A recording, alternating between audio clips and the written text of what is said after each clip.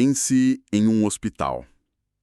Quando a gente imagina um ambiente de cura, a mente logo desenha aquelas paredes brancas, né? Uhum, sim. Corredores super silenciosos. Exato. Aquela sensação de segurança, tudo muito limpo, antisséptico. É um lugar desenhado para reconfortar. As portas fecham, o mundo exterior desaparece e a dor fica ali contida.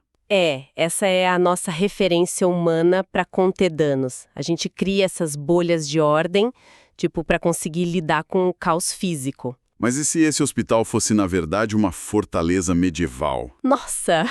Cravada bem no meio de uma tempestade escura, sabe? Uma coisa interminável. E se o vento lá fora não fosse de chuva, mas um lodo magnético, espesso, cheio de gritos de milhares de mentes perdidas? É uma imagem bem brutal. Muito. E é exatamente nesse cenário quase de filme que a gente começa a nossa imersão de hoje. Nós vamos entrar nas páginas do livro Ação e Reação. E a nossa missão aqui não é ficar filosofando no vazio, não. Não mesmo. O que torna essa exploração tão fascinante é que o material obriga a gente a olhar para o lado mais cru, visceral da jornada humana, sabe? Não são metáforas. A gente vai falar da física do comportamento. Certo, então vamos desempacotar isso porque a premissa já é um soco no estômago. O palco de toda essa análise é a Mansão Paz. Nas fontes que a gente está cruzando, ela é descrita como uma mistura de escola com um hospital de trauma. E que fica nas chamadas zonas inferiores. Isso. Um lugar de transição muito denso entre a Terra e outras dimensões. É para lá que vão os espíritos que estão muito endividados, que passam anos, tipo décadas, tentando remendar a própria mente. E o detalhe que chama atenção é a segurança máxima do lugar. A Mansão Paz não é um retiro com música ambiente, né? Ela tem muros gigantes por um motivo muito prático. Para segurar o que está lá fora. Exatamente. As criaturas que estão perdidas nessa tempestade lá fora não são monstros místicos, diabos com chifres. São pessoas normais. Pessoas que andaram nas nossas ruas, mas que se desfiguraram por dentro através do ódio, da vingança. Caramba. E é aí que a gente conhece as figuras centrais, os nossos guias nesse lugar. O Druso, que é o diretor do instituto, um cara super sábio, compassivo, que está lá segurando essa barra faz uns 50 anos, meio século, e o Silas, que é o assistente exemplar dele, o braço direito. Eles parecem almas elevadíssimas operando nas trevas. Mas eles escondem um segredo inimaginável que a gente vai revelar daqui a pouco. O pessoal vai ficar chocado. Vai. Mas antes eu preciso entender como um lugar de luz, liderado por esses supostos santos, não é engolido por esse furacão de sofrimento. A resposta está em como o universo cobra as contas. A Mansão Paz só sobrevive porque a ordem, sabe, a disciplina é a base da caridade. Se o Druso simplesmente abrisse os portões por pena, aquelas mentes desgovernadas destruiriam tudo. A dor sem direção é destrutiva. Exato. Para entender o trabalho lá dentro, a gente tem que entender a física desse universo. E eu digo física literalmente. Essa é uma distinção muito clara nas fontes. A gente não está lidando com um castigo de Deus. Não tem um tribunal com um senhor de barba branca batendo o martelo. Jeito nenhum. É pura física espiritual. Ação e reação operando com precisão matemática. E como começa essa mecânica? Começa com o pensamento. A gente acha que o pensamento é só uma ideia que some no ar, né? Sim, um balãozinho de gibi. Mas não é. O pensamento é onda de energia real. Cada vez que a gente pensa e age, a gente cria um circuito eletromagnético. O livro até usa uma frase forte. Ele diz que o criminoso volta ao local do crime. Espera, vamos clarear isso.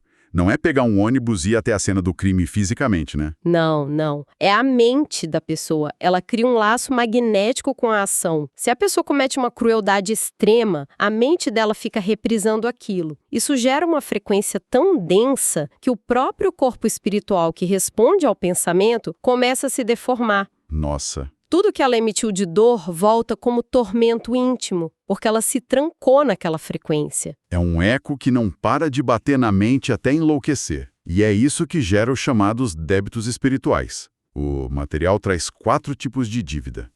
E confesso que me veio na cabeça a analogia de um computador dando pau. Faz muito sentido. O primeiro tipo é a dívida agravada.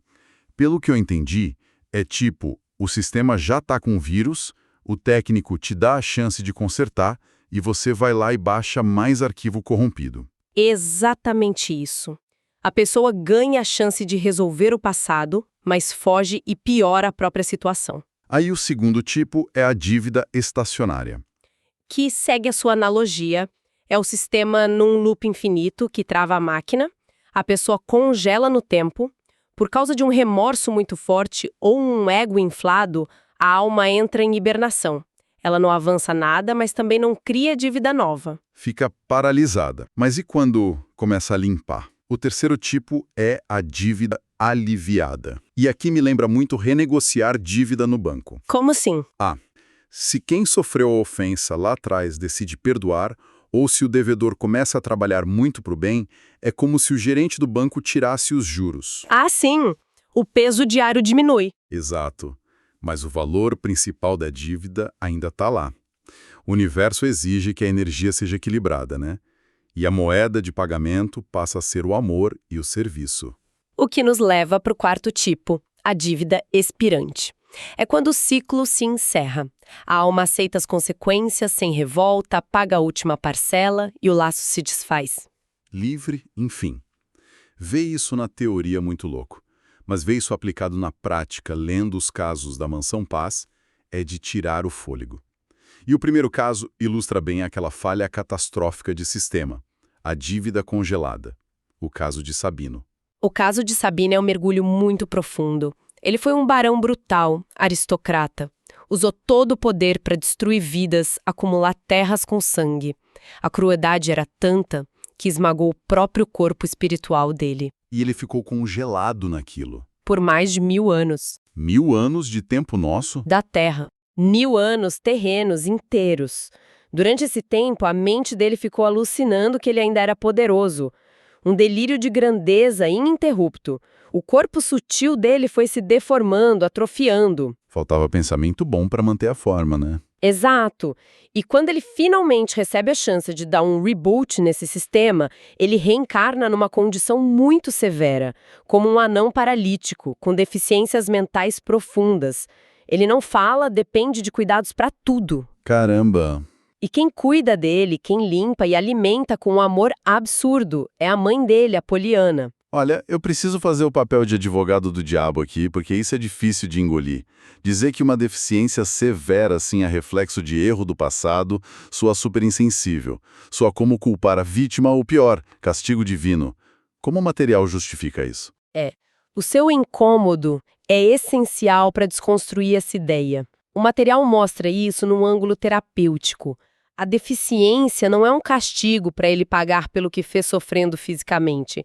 É um mecanismo de contenção.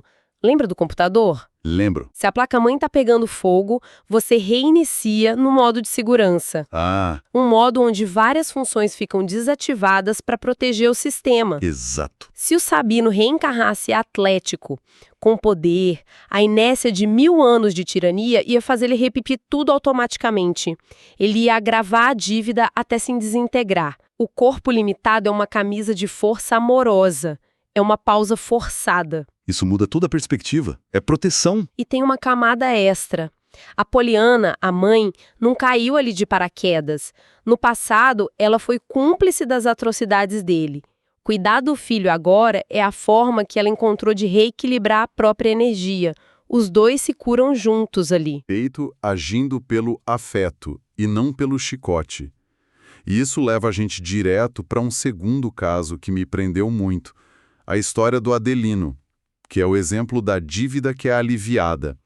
O passado do cara é roteiro de terror. É pesado. Ele foi escravagista implacável e assassinou o próprio pai por causa de herança e paixão pela madrasta. O que gerou uma tempestade nas dimensões inferiores. O remorso consumiu ele.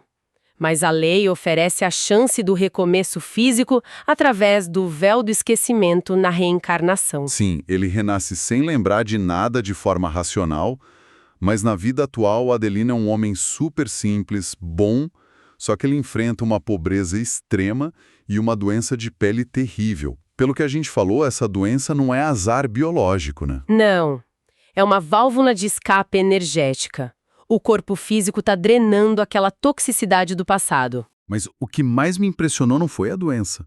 É que o Adelino, mesmo pobre e cheio de dor, sente um impulso irracional de adotar crianças de rua. Ele recolhe a molecada e divide a pouca comida que tem com um amor gigante. E a gente sabe como o magnetismo funciona, né? Pois é. Essas crianças não são órfãos aleatórios. Ele é o imã que puxou essas crianças. A alma atrai. Essas crianças que ele cria são as antigas vítimas dele. Os escravizados, as pessoas que ele torturou. Caramba! A mente consciente dele vê inocentes precisando de pão, mas o inconsciente sabe quem são. A alma sente o peso da dívida. A cada prato de comida, ele desarma o ódio que aquelas almas sentiam por ele. A caridade cura. É uma matemática poética assustadora. A gente vê um criminoso achando redenção assim.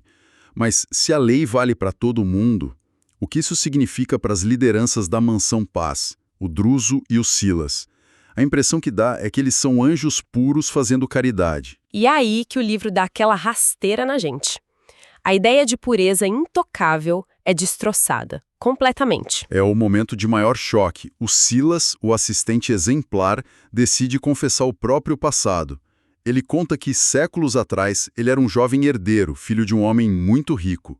E o pai dele casou de novo com uma mulher linda chamada Aida. A madrasta. Isso. O Silas, consumido por ganância de não querer dividir a herança, montou um plano frio. E, junto com o pai, eles envenenaram a Aida lentamente até a morte. Assistiram a mulher morrer aos poucos só por causa de dinheiro. Uma frieza aterradora. E a ficha que cai é pesada. Porque ligando os pontos, o Druso, o diretor sábio, era o pai do Silas nessa vida. Exato. Aqueles mentores imaculados eram, na verdade, assassinos calculistas. Eles não são anjos que caíram do céu. Ninguém é salvo magicamente. Eles são almas que erraram muito, sofreram demais nas trevas pelo remorso, até a dor quebrar o orgulho. Tiveram que reconstruir a sanidade do zero. E o motivo deles estarem na Mansão Paz aguentando aquele lodo todo dia não é para ganhar a medalha do universo. Eles estão procurando por ela, pela Aida. A redenção dele está amarrada à vítima. A física espiritual não deixa o agressor subir para a luz enquanto a vítima está presa no abismo de dor que ele causou. Eles não conseguem escapar disso. E isso traz a gente para o clímax emocional dessa exploração. Depois de décadas de serviço lá na mansão, equipes de resgate finalmente encontram a Aida e trazem ela para o hospital. Mas não é um encontro de novela. Longe disso. Ela chega num estado, cara, de quebrar o coração. O texto diz que os anos de loucura e sofrimento deformaram ela. Ela não tem mais a beleza que eles cobiçaram. O corpo espiritual refletindo a dor contínua. Sim, ela está dementada, mal consegue formar frases, só grita e chora, exalando aquele cheiro da tempestade. E a reação do Druso diante dela é o que mostra o tamanho que a alma dele alcançou. Um homem comum desviaria o olhar, né? Mas ele não. Ele simplesmente desmorona. Cai de joelhos. E ele abraça a Aida. Aperta aquela mulher deformada contra o peito e chora muito. Ele chora agradecendo a chance de poder consertar o que ele mesmo quebrou. E esse choque de amor genuíno, carregado de arrependimento, funciona como um desfibrilador para a mente dela. Ela acorda daquele coma de loucura, reconhece os dois e começa a chorar pedindo perdão também, porque ela tinha as falhas dela que contribuíram para a tragédia. O perdão mútuo rola ali, em meio às lágrimas. Mas a solução não é ficar no plano espiritual tocando harpa e achando que está tudo resolvido. Jamais. Eles decidem que vão reencarnar juntos na Terra, na mesma família. O plano é tenso, mas super prático. O Druso e a antiga esposa vão ser os pais. O Silas vai voltar como filho. E eles vão receber a Aida, que vai renascer com limitações físicas e cognitivas muito severas por causa dos danos que sofreu. Ela vai ser a filha e irmã caçula, e eles vão dedicar cada dia da vida cuidando dela, abrindo mão de conforto para reconstruir o corpo e o intelecto dela com muita paciência. É pagar o passado com trabalho e amor. Essa decisão amarra todos os fios que a gente explorou. Fica muito claro que a reencarnação não é um tribunal de tortura ou castigo. É literalmente o caminho de volta. E trazendo isso para o chão de fábrica da nossa vida aqui e agora. Pensa naquelas relações de família que estressam a gente. Aquela pessoa que testa sua paciência todo santo dia. Ninguém cai no mesmo teto por acidente, né? A gente não escolhe família só por conforto. É por necessidade de reajuste. Aquele pior inimigo do passado pode estar dormindo no quarto ao lado agora. E essa convivência forçada é a chance de transformar a mágoa em amor. É a engrenagem mais perfeita que existe. Isso me deixa com um pensamento provocativo final para quem está acompanhando a gente. Manda. Nós começamos falando da tempestade de lodo magnético lá fora da Mansão Paz. Essa tempestade, como a gente viu, é feita de pensamentos desgovernados e rancores. Se a lei de causa e efeito prova que cada pensamento é uma onda de energia real que molda o destino, a grande pergunta não é o que vai acontecer quando seu coração parar de bater. Qual é a pergunta, então? A pergunta é, considerando as emoções e os pensamentos que ocupam a sua mente exatamente neste segundo, que tipo de tempestade ou que tipo de fortaleza a gente está construindo ao nosso redor agora? Uau! Cada pensamento é um tijolo invisível assentado na nossa própria estrada. Pois é. Fica a reflexão para as pessoas que estão acompanhando a gente. Que saibamos ser os arquitetos de refúgios e não prisioneiros das nossas próprias tormentas. Obrigado por embarcar em mais essa imersão. Até a próxima, pessoal!